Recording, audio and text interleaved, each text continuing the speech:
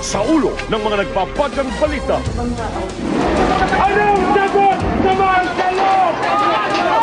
Malacanang nilusog ng daan-daang ralista.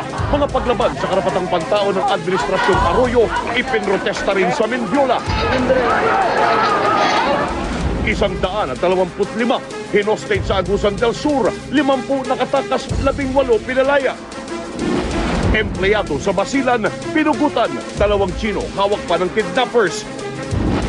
Sa ikatlong grade, sa bahay ng mga patuan, mga baril at bala natagpuan sa bakuran. Exclusive, lalaki nasabog ng baterya ng cellphone, patay.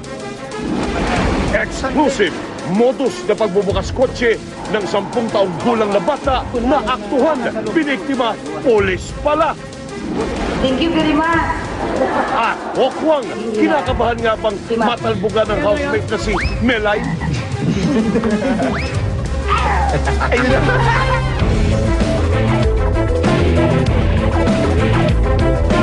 Live mula sa ABS-CBN News Center, Manila.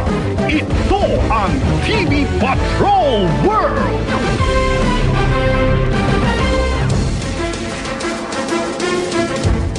Magandang gabi, Pilipinas! Kami ang mga patrol ng Pilipino. Nagbabalita at naglilingkod sa inyo saan man sa mundo. Sa Basilan, walang awa namang pinugutan ng hindi pa nakikilalang grupo ang isang empleyado ng plywood company sa Maluso.